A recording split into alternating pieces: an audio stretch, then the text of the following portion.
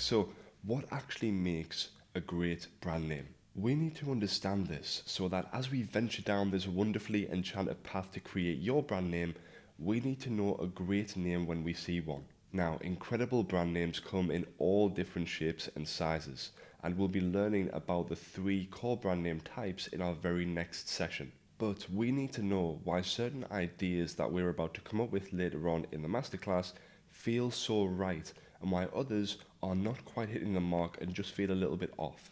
See, if you look at the best brand names out there, you'll see that their names meet all or the majority of these 6 key rules all great brand names should aim to follow.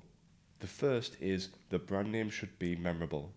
First things first, if a customer cannot remember your brand name, then the likelihood that you'll be the first to come to their mind when they want to buy your product or service is very slim. So creating a brand name which is memorable is always at the front of our mind when we're actually developing brand names for the companies that we work with. There are some key ways to make your brand name more memorable and actually help your customer remember your brand name more easily. But the most important rule to help customers recall your brand name with ease is to use words that they are already familiar and comfortable with. Look at a brand name such as Facebook, for example. Their name is made from words that we already instantly know and understand. Therefore, a brand name including those words is going to sound very familiar to us from the second we hear it. So always look to use common words that are already in your target audience's vocabulary as much as possible. This will help your customers remember your name more easily, and it will also be associated with words and meanings already stored in their long-term memory. Next, all great brand names are suggestive. The second thing all great brand names should do is evoke a thought of wonder or curiosity around your brand. Your brand name should do this in a way that also suggests something about your company or what you do. Look at Netflix, for example. The name suggests that you can watch movies on the internet in a short and charming way. It doesn't tell you the whole story, but it suggests a little something about the brand from the second you hear the name. Now, sometimes it's better for a brand name not to suggest anything about the brand, but we'll come to that later. Another way to use suggestion is to create a name based around your brand's core message. Take Starbucks, for example, whose name was inspired by the first mate in the classic book Moby Dick. The name inspired the brand's now iconic siren logo. The narrative of beautiful sirens seducing and luring in sailors out at sea was connected to the beautiful coffee aroma that came out of Starbucks stores, which seduced coffee lovers to come in for a fresh cup of coffee. Now, we'll come to how to define your brand story and core message in our first session of the name development process.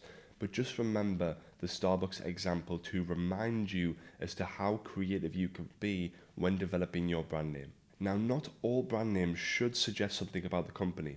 I know this is getting a little bit complicated, but we'll explain everything in a later session. You don't have to be too obvious when you're creating a suggestive brand name. In fact, if you're a little bit less obvious, you can actually evoke a sense of mystery and curiosity around your brand, which can only be a good thing. Then you can take that thing that makes you different and unique in your marketplace and craft a name around that particular word or message. Now, it's very important to highlight at this point that not all brand names should be suggestive, but we'll come to why that is in a later session in the masterclass.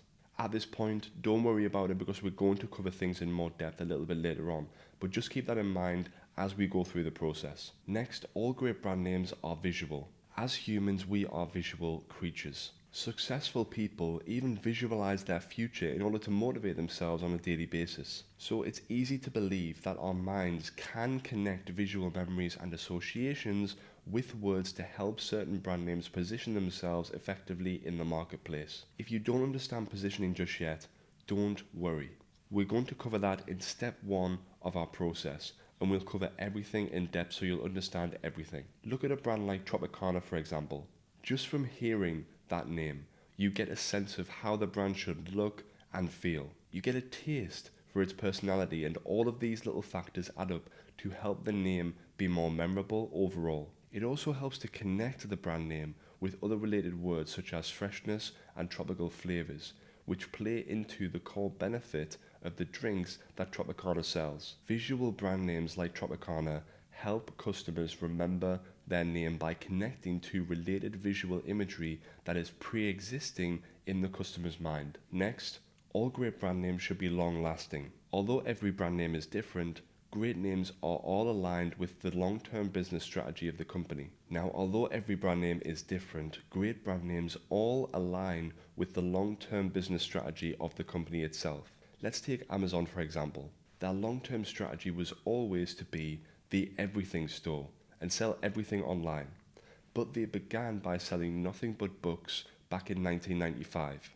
Now, by knowing that they wanted to sell everything in advance, they made sure that their brand name was broad enough to sell other products later on down the line instead of putting themselves in the corner by just focusing on what they were selling at that time. So the best brand names out there all stand the test of time and have their business's long-term vision in mind from the very beginning. Now, there are certain times and situations when companies do have to rename their brand. Look at none other than Apple, who changed their name from Apple Computers to just Apple's Inc.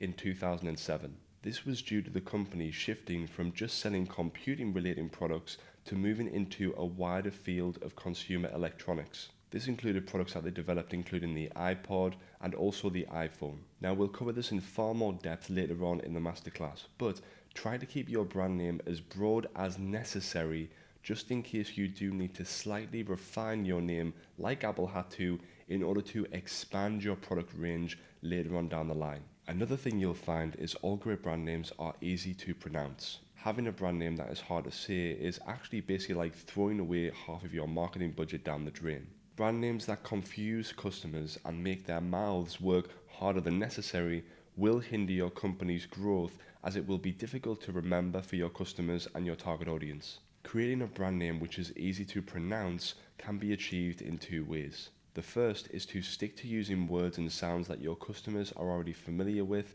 and that they say on a daily basis already. The second way is to use letters and combinations of letters that have a certain sound, which essentially makes your brand name pleasurable to say. You can use phonetic symbols to make sure that your brand name sounds right, and we would also suggest testing it with just a handful of people that you know to get their initial reaction when they first see your brand name. Now, this one goes without saying, but one thing that is critical for all great brand names is they have to be able to be trademarked and protected. Finding the perfect brand name is one thing, but making sure that it is not already being used or trademarked by someone else is one other essential step in the process of naming your company.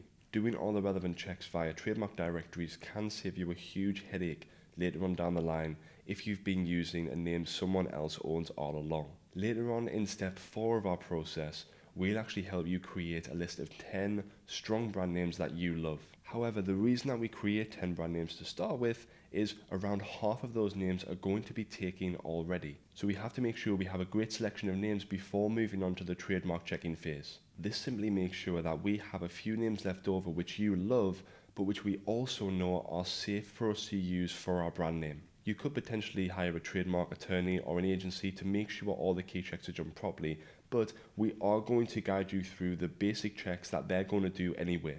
Last but not least, all great brand names are searchable and should be able to rank on page 1 of Google.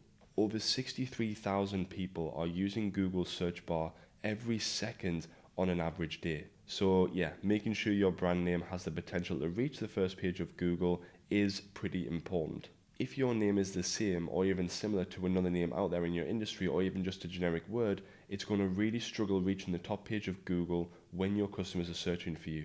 Therefore, ensuring that your brand name is unique and distinctive enough, which we'll go through later on in the masterclass, is key to helping Google place your name at the very top of the search results when your brand name is searched for. There is absolutely no point in having a great brand name if your customers can't find you. So now we know what it takes for a brand name to be great. In our next session, we're going to be learning about the 3 core brand name types so that you can understand which is going to be best for your particular strategy and business model. This is going to help you find clarity and select the type of brand name which is going to be perfect for not only what your business does right now, but what your brand is going to be doing in the future. And on that note, I will see you in the next session of the masterclass.